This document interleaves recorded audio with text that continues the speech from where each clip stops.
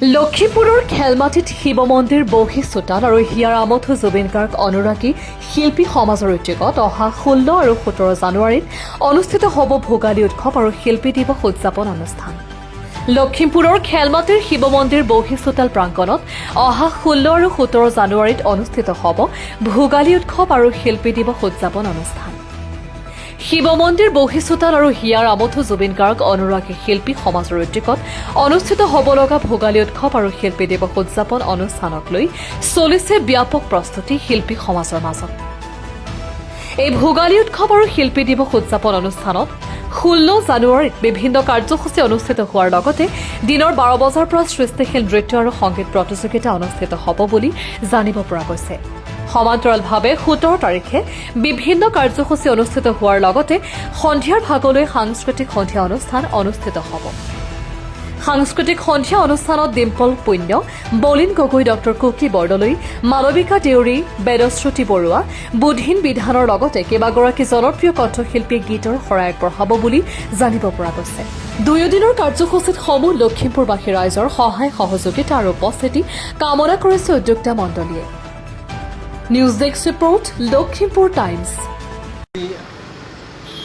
আমি উত্তৰ লখিমপুৰ শিৱমন্দিৰ প্ৰাংগণত বহি চোতাল শিল্পী সমাজৰ জুবিন অনুৰাগী ভোগালী বিহুৰ উপলক্ষে 16-17 তাৰিখে লগতে শিল্পী দিৱসৰ উদযাপন জ্যোতিপ্ৰসাদ আগৰৱালাদেৱৰ 16-17 তাৰিখে আমি দুদিনীয়া কাৰ্যসূচীৰে এই শিল্পী দিৱস আয়োজন কৰা হৈছে। তদুপলক্ষে সকলো লখিমপুৰবাসী ৰাইজ তথা যুৱক যুৱতী সকলো উপস্থিত কামনা কৰি সহায় সহযোগিতা আগবঢ়াবলৈ কামনা কৰিছোঁ। লগতে আমাৰ 16 তাৰিখে আমাৰ সাংস্কৃতিক অনুষ্ঠান আছে। 16 তাৰিখে আমি আমাৰ জ্যোতিপ্ৰসাদ আগৰৱালাদেৱৰ শিল্পী দিৱস উদযাপন কৰিছে। তাতে আমাৰ বিভিন্ন বিভাগৰ কৰ্ম প্ৰতিযোগিতা আগবঢ়োৱা হৈছে। গতিকে সকলো সহায় সহযোগিতা কামনা কৰি আৰু আহ্বান জনাইছোঁ আৰু আমাৰ উদযাপন সমিতিৰ সকলো সদস্য বিষয়ববীয়াসকলক মোৰ মাঘৰ বিহু উপলক্ষে শুভেচ্ছা জনাইছোঁ আৰু সকলো উপস্থিত কামনা কৰি মোৰ বক্তব্য সামৰণি মাৰিছোঁ। নমস্কাৰ। প্ৰথমে মই সকলো অসমবাসীলৈ জুবিনবিহীন প্ৰথমটো মাঘৰ উৎসৱ পাতিবলৈ আমি লৈছোঁ দুদিনীয়া কাৰ্যসূচী। 17 তাৰিখে হ'ল আমাৰ শিল্পী দিৱস, দুদিনীয়া কাৰ্যসূচী। প্ৰথম দিনা কাৰ্যসূচী আমাৰ সভাপতি ডাঙৰে অৱগত কৰিলেই যে পুৱা 8 বজাত চাফাই, 9 বজাত আমাৰ পতাকা উত্তোলন, 10 বজাৰ পৰা আমাৰ কবিতা আবৃত্তি আৰু লগতে চিত্ৰাংকন প্ৰতিযোগিতা। তাৰপিছত 12 বজাত আমাৰ হ'ব আধুনিক নৃত্য প্ৰতিযোগিতা, বিশ্ব আৰু নিম্ন ভাষা। তাৰপিছতে আমাৰ দুদিনীয়া কাৰ্যসূচী অহা কালিলৈ হ'ব সাজপাৰ, যুক্তিগীত আৰু জুবিনদাৰ গীতৰ ওপৰত প্ৰতিযোগিতা। সন্ধিয়ালৈ আমাৰ হ'ব ফাংচন।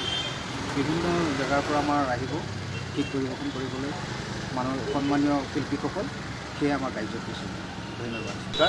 মই সকলো অসমবাসী ৰাইজলৈ শিৱ মন্দিৰ হোষ্টেলৰ তৰফৰ পৰা আন্তৰিক শুভেচ্ছা ভোগালী শুভেচ্ছা জ্ঞাপন কৰিছোঁ। আৰু লগতে দুদিনীয়া কাৰ্যসূচী আছে শুকুৰবাৰ আৰু শনিবাৰ তাৰিখে।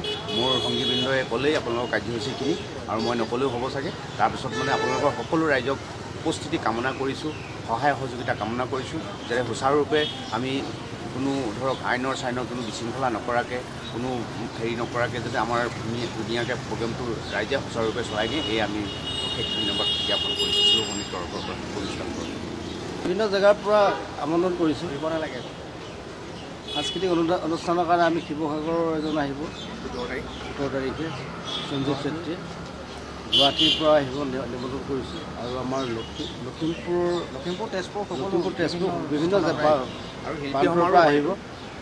সেয়েহে আমি অনুষ্ঠানটি পাতিবলৈ আয়োজিত কৰিছোঁ 17 তাৰিখলৈ। 16 তাৰিখে আমাৰ অনুষ্ঠান আগদিনা হ'ব, 17 তাৰিখলৈ মোৰ ফাংচন হ'ব। গতিকে সকলোকে আমন্ত্ৰণ জনালোঁ।